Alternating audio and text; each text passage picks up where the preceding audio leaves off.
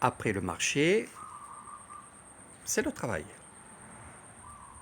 Alors dans tous les petits magasins comme ça, c'est toujours la même chose. On achète en gros, de là on fait des petits paquets et qu'on revend.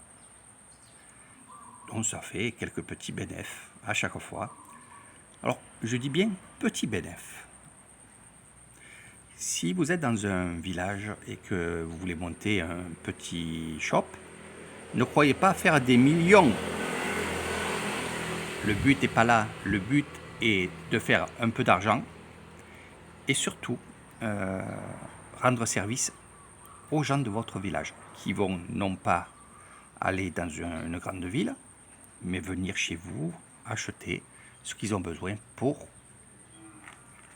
cuisiner, comme ici. Donc vous voyez, elle n'a pas pris, elle a pris juste une grosse botte, une botte. Elle aurait pu prendre 2 bottes, mais faire attention hein, sur les produits qui se périment rapidement, malgré qu'elle va les mettre dans sa glacière où il y a beaucoup de glaçons. Voilà. Sur la botte, elle va faire à peu près 30 bahts.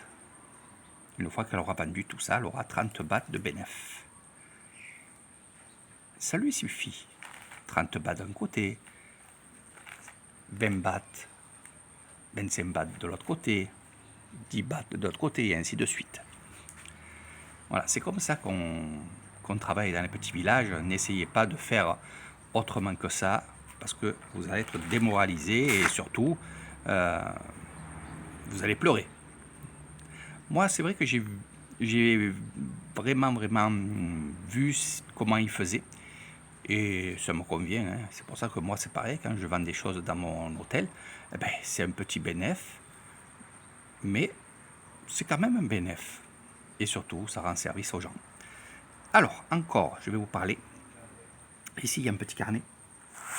Voilà. Un petit carnet. Je vais vous montrer. Voilà.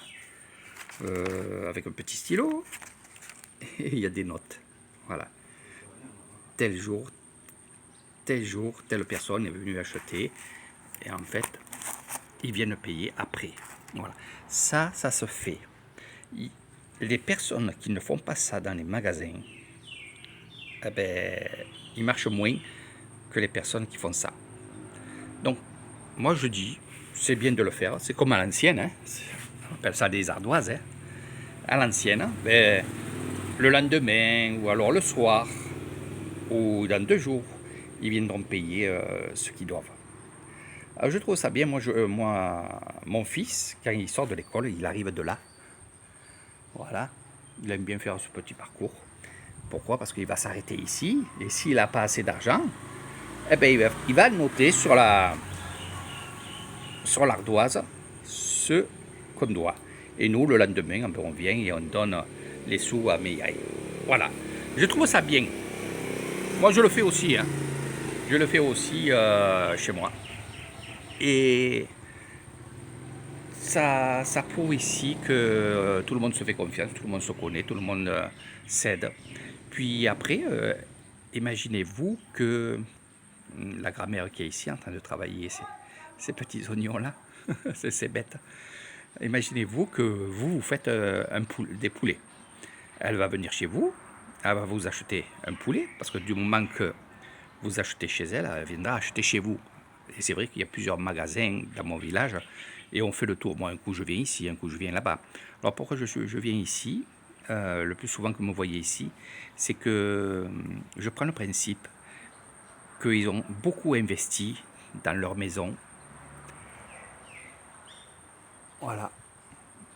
Et je me suis dit, au lieu de donner un peu d'argent à d'autres personnes qui ont, eux, une maison, eh ben, moi, je viens ici, je prends chez Meyaï parce que toutes ces économies sont passées à faire la toiture.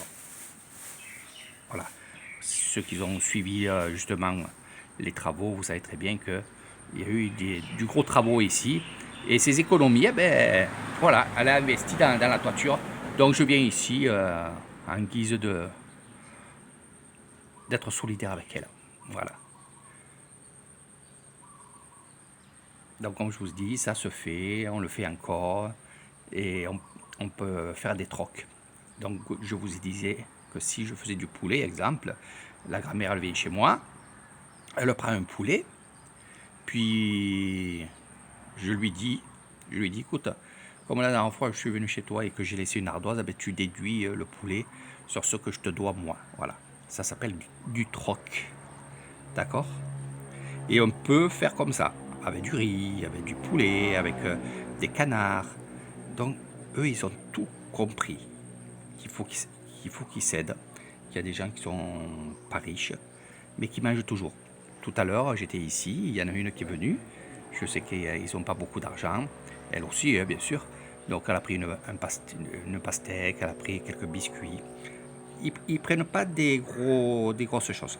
Mais juste l'essentiel pour manger. L'essentiel. Je dis bien l'essentiel. Donc, pour déjeuner. Et bien sûr, elle l'a fait marquer ici. Voilà.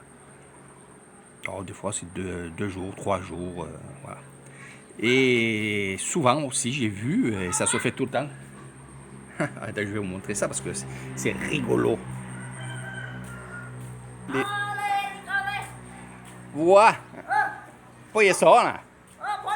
Ouais. Mais fang. Mais fang, là.กินแก้วดอกไม้อะนะBon de rire. Alors, le petit veau, depuis ce matin, il s'est échappé de chez mon oncle là-bas. Il va dans toutes les maisons et bien sûr, ça broute, hein, donc ça mange. Et il mange les fleurs, mange les cannes à sucre et tout. Et ouais, moi, sia.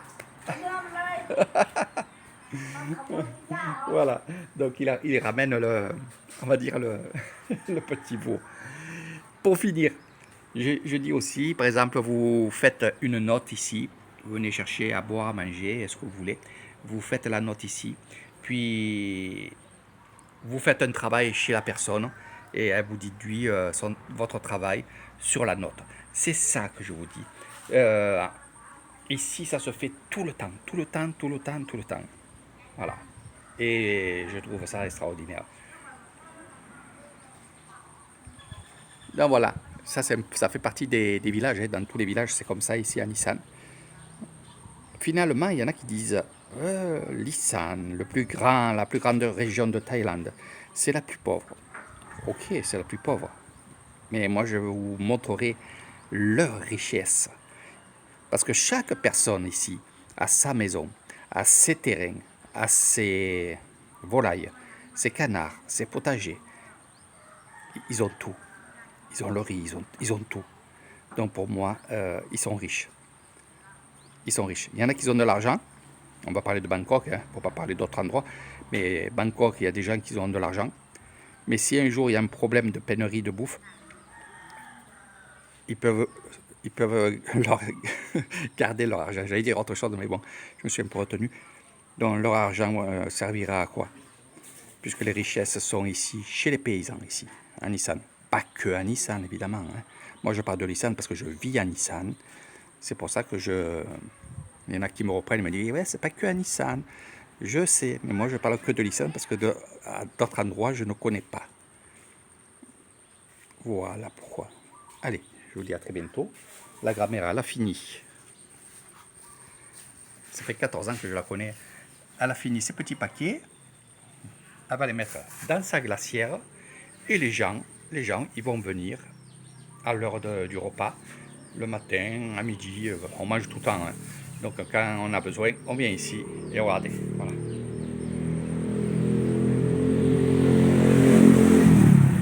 Je vais laisser la motopaille. Voilà. Donc elle a fait ses petits paquets. On en met 5. Toi là, il bat à la. Mais aïe. Toi là, il bat à 1 toi. อันละ5 บาท 1 baht. Voilà, c'est 1 baht. C'est exactement ça.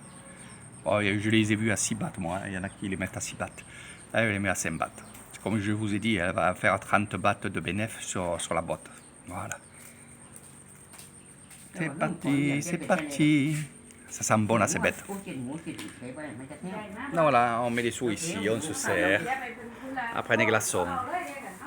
เนี่ยมันได้มา นะถ้าใครรู้ ท่าน เรื่องเกี่ยวกับกล้วยกิน